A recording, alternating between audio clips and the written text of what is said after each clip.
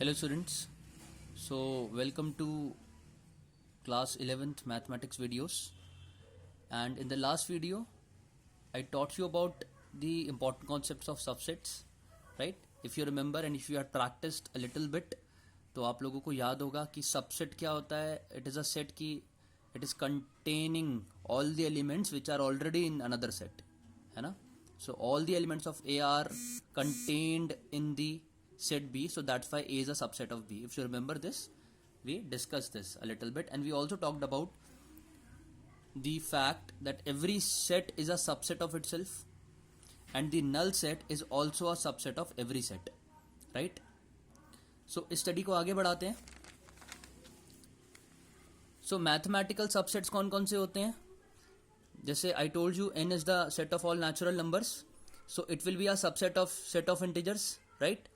Set of all integers, क्योंकि every natural number is contained in the integers. Similarly, the set of integers is a subset of set of rational numbers, and the set of rational numbers is a subset of real numbers, right? Individually, the set of irrational numbers is also a subset of real numbers only, because all the irrational numbers are contained in the real numbers. So this is what we have, the concept of the subsets, right? So before I go to the concept of power set, let's check कि what are intervals or what is an interval. देखिए, in the context of sets, an interval can be classified into two categories, open interval and closed interval. और अपने आप में बहुत importance है इस concept की. Through out your study you will see कि इन इंटरवल्स का यूज आपको आता रहेगा, पढ़ता रहेगा, राइट? सो ओपन इंटरवल क्या होता है, इस बात को समझते हैं. Suppose if I say there is an open interval from -1 to 2, so first of all I will represent it by curved bracket. So whenever I represent an interval with the curved bracket, it represents the open interval. And what we mean by an open interval? When endpoints are not included, then the interval is said to be open. Means it is not taking into account the endpoints, लेकिन बीच के जितने real values हैं वो सब के सब को consider कर रहा है, अकाउंट में ले रहा है, right? So it is a gap. Basically interval को आप कह सकते हो एक गैप है, लेकिन ओपन है तो इसलिए ये एंड पॉइंट्स जो है वो इंक्लूड नहीं कर रहा, रिप्रेजेंटेड बाय कर्व ब्रैकेट. और सेट बिल्डर फॉर्म में अगर आप लिखते हैं, सो वी से कि x is an element such that it is lesser than 2 greater than -1, है ना. It is not including these two. अगर इंक्लूड करता तो यहाँ पे इक्वल टू का साइन आ जाता, लेकिन वो है नहीं यहाँ पे. Where x belongs to real values, तो इट इम्प्लाइज की -1 से लेकर 2 तक की सारी बीच की वैल्यूज यहाँ पर इंक्लूड हो जाएंगी, लेकिन -1 और 2 ही इंक्लूड नहीं होंगे, right? So that's an open interval. Number line पे कैसे रिप्रेजेंट करते हैं? हमने नंबर लाइन बनाई, -1 2 लिखा, -1 पे एक हॉलो मार्क लगाया, 2 पे हॉलो मार्क लगाया. सो हॉलो मार्क्स जो होते हैं इस तरह के, ये रिप्रेजेंट करते हैं कि that point is not included in the interval. और बीच के नंबर लाइन को हमने डार्कन कर दिया, दैट रिप्रेजेंट्स की बीच के सारी रियल वैल्यूज जो है वो इंक्लूडेड हैं. Second we have the closed interval. So जाहिर सी बात है, क्लोज्ड इंटरवल क्या होगा? It is an interval in which the end points will be included, obviously, right? And it is represented by closed bracket a comma b, means it is a closed interval in which the endpoints are being included. Set builder form में देखेंगे तो x will be lesser than equal to b, greater than equal to a, x belongs to r, right? So obviously this equality represents कि a और b यहाँ पर क्या कर रहे हैं, इंक्लूड हो रहे हैं. और बीच की नंबर लाइन तो जाहिर सी बात है हम डार्कन करेंगे ही. नंबर लाइन की बात करें तो, और a और b को भी मैं डार्कन कर दूंगा. सॉलिड मार्क्स इनको कहते हैं, हम सॉलिड मार्क लगाते हैं. और सॉलिड मार्क ये रिप्रेजेंट करता है कि मैं इसको भी इंक्लूड करके चल रहा हूं इंटरवल में.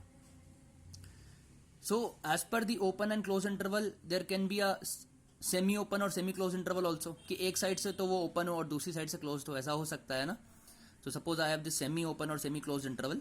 सो it is open from the side A but close from the side B, means it is including B, that's why solid mark, but it is not including A, so that's why open और hollow mark, right? Set builder form में x is lesser than equal to b but only greater than a, not equal to here, right? So this we have the types of intervals. देखेंगे इनका कहाँ use आता है. So अब समझते हैं कि अभी हमने सबसेट्स की बात समझी है ना इससे बिफोर. सो लेट्स से मेरे पास एक सेट है 1, 2 तो इसके जितने पॉसिबल सबसेट्स हो सकते हैं वो मैं एक बार लिखता हूं यहाँ पे, है ना। तो क्या क्या पॉसिबल सबसेट्स हो सकते हैं, देखिए, नल सेट हो सकता है, 1 हो सकता है ब्रेसेस के साथ, ऑब्वियसली सबसेट है क्योंकि, 2 हो सकता है, 1,2 भी हो सकता है क्योंकि every set is a subset of itself, और तो कोई नहीं हो सकता। तो कितने पॉसिबल सबसेट्स हुए यहाँ पे, 4 पॉसिबल सबसेट्स हुए, राइट।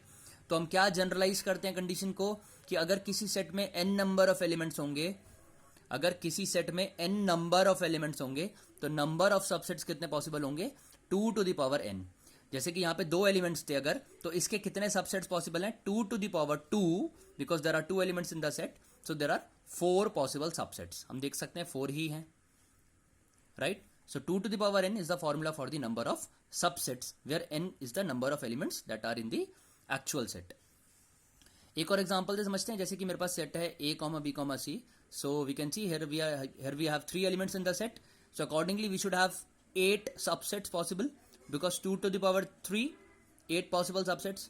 वो कौन कौन से होंगे वो भी देखिए, null set a, b, c obviously with braces, a, b, b, c, a, c and a, b, c also. तो आप गिन सकते हैं 8 हो गए total, correct. So this is how we make the subsets.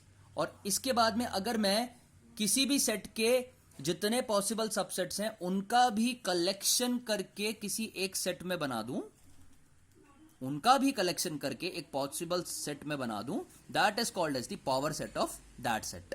तो पावर सेट कैसे define करते हैं हम, power set is the set of all possible subsets of a given set, है ना। जैसे कि ए मेरा एक सेट है 0,1, तो इसके जितने भी 4 पॉसिबल सबसेट्स थे 0, 1, 0,1 एंड नल, उनको मैंने एक और सेट में यहां पे बना दिया। So that is the power set of A represented by P of A, power set of A, right. So अगर सपोज मेरे पास एक नल सेट है, suppose if you have a null set, so how many elements the power set of A contain in that case, 1 element. Why 1 element? Because there are no elements. No elements means 0 and 0 means 2 to the power 0. Subsets means 1 subset. So कितने elements होंगे power set में, खाली एक ही element होगा, right, 0 नहीं होंगे, एक होगा। And last we have the concept of universal set. देखिए universal set is represented by U, capital U, and universal set is basically the father set in a particular context of talk.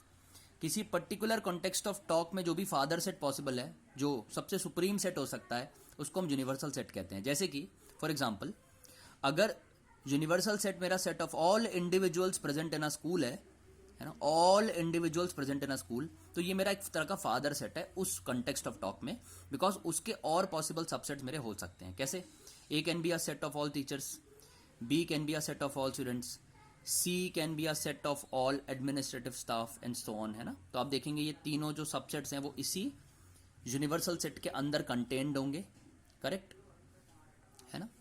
So what is the universal set, it is the supreme और the father set in a particular context of talk. तो vary करेगा, जाहिर सी बात है, universal set context of talk के हिसाब से वेरी कर सकता है ना, कन्वीनियंस के हिसाब से हम किसी को यूनिवर्सल सेट जो है डिक्लेयर कर सकते हैं, but it should be the biggest one obviously, right. So इसके रिगार्डिंग जो भी एक्सरसाइज है वो आप कंप्लीट कर सकते हैं। सो अभी तक का जितना मैंने आपको पढ़ाया है, अभी तक की जितने भी मैंने वीडियोस बनाई हैं, आपका काम यही है कि इसको आप कंप्लीट करें। तो एक्सरसाइज 1.3 तक का काम मैंने आपको करवा दिया है, समझा दिया है। Please completed. In the next video I will talk about Venn diagrams and the operations on sets, right. So till then complete your work, be happy, and thank you so much.